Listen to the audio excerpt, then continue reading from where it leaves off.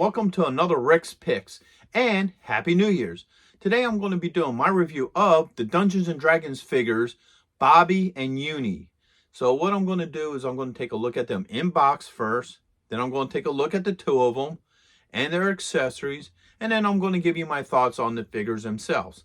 So just remember, if you do like this video, hit that thumbs up, and if you want to see more, hit that notification bell. So without any further ado, let's get to the review. All right, so here's Bobby and Uni in box. Just like the other figures, the artwork is beautiful on it. You got your Dungeons & Dragons logo, 40 years.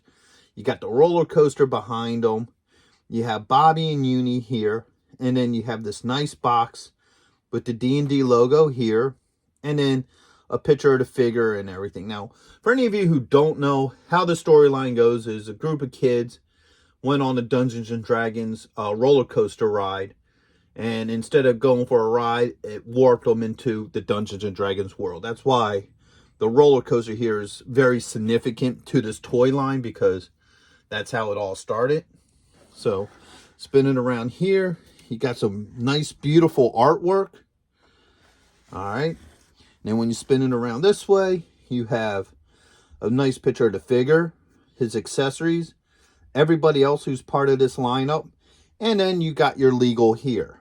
So spin it one more time. If you look at the side, you got a little bit more legal, and then you have a scanning skew, so that's kind of cool as well.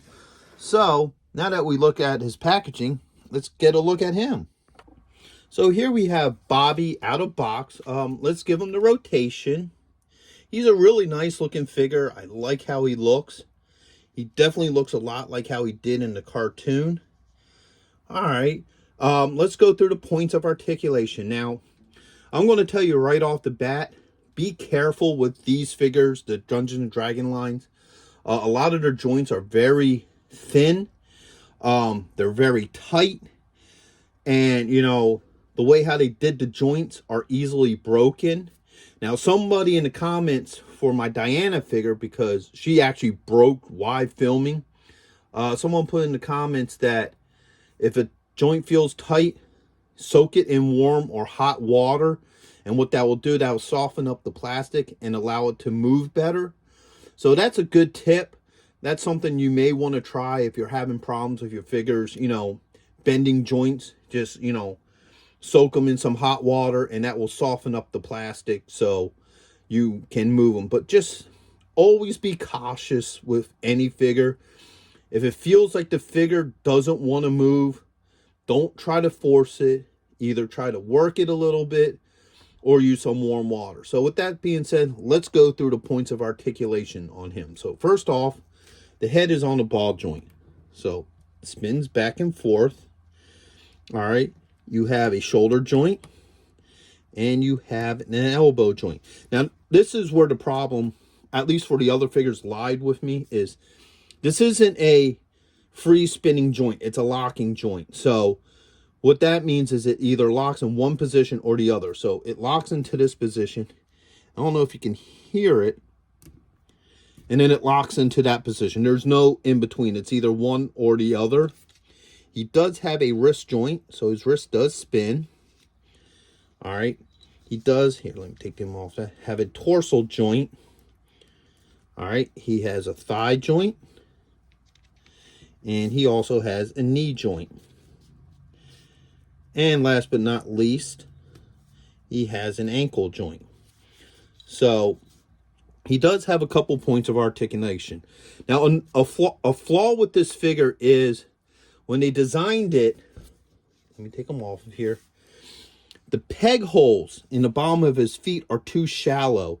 They don't work with none of the pegs. For example, this is the piece here that I usually use for all my figures. I'm going to try to show it to you. So when I try to put the foot on there, yeah, it's not, you know, deep enough. This peg is too long and it won't fit. The same with, like, if you take one of these, which are normally used for the 3-inch figures, the same problem. You try to put that foot hole in that peg, and it just doesn't fit. It's just too shallow. So what I'm using here is I'm using a waist, stand for him. That just clips in nicely. And he will stand. So, that's something you may want to think about as collectors. So if you try to use your standard peg stands, it probably won't work. Unless if you get creative and you want to shave down the peg, you could probably do that and it may work. So with that being said, let's look at what accessories he comes off. First off, we have Uni. Now, for any of you who aren't aware, Uni is the unicorn that they find in the realm of Dungeons and Dragons after they get off of the roller coaster. Uni doesn't have that much articulation to her. She only has a spinning of the head. Matter of fact, let's even give her a little rotation. But she's a cool little piece to go with him. He also comes with his signature club. All right. Now, unfortunately, with this figure, he only comes with one club. Like with the other figures, they come with two versions of the weapons. So it would come with a normal version, then a magic version. Unfortunately, he only comes with the normal version. I guess they did that because he came with Uni. So let's see how well this fits in his hand. It fits really nice, but it's a heavy piece. So you're definitely going to want to have a stand for him, because I got a feeling that if you try to make him stand without a stand, with, his club in his hand, he'll fall over because this club is heavy. So it fits in really nicely in his hand. No problems. And then the last thing he comes with is a D12 dice. Now, as I said in the other videos, I really love that they come with dice. It really gives that connection between the figure and the game.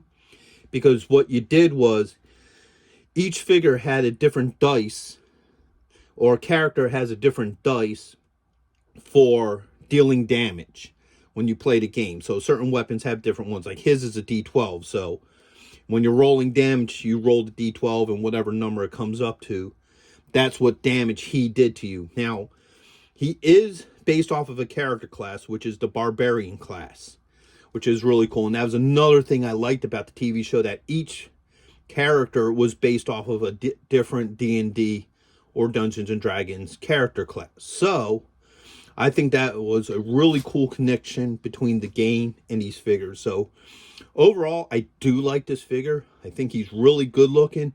He would definitely be a great piece for anybody who's into the old D&D cartoon. And I would recommend this figure. So if you did like this video, go ahead and check out my other Dungeons and Dragons figure videos. And, if you like those, check out some of my other videos and subscribe. I would really like that. So until the next one, late. Thank you for watching this video. If you did like this video, do me a favor, hit the like button, subscribe, share it with friends, hit the notification bell so you can see more content, and always leave a comment. I'm always happy to hear from you. And check out my Patreon page, where I have things that you won't see, on this normal page. So once again, thank you for watching this video, and I hope to see you in the next one. Later.